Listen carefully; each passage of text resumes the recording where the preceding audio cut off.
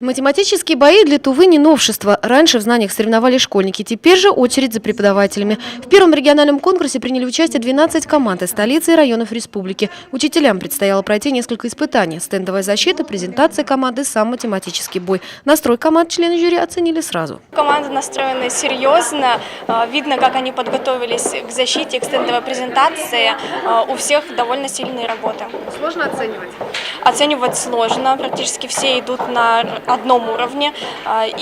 Потому что сам проект предусматривает как раз реализацию по всем направлениям. Красивые мантии, однотонные платки и жилетки. Каждый пытался выделиться уже на первом этапе. Мы готовились, старались, потренировались с учителями Кажуна, Сютхольского Кажуна. Главный этап – сам математический бой. Командам представили задачи уровня ЕГЭ. Найти решение они должны были за строго отведенное время. И по признанию самих преподавателей, над некоторым пришлось поломать голову. Геометрия сложная. Сложно. Да.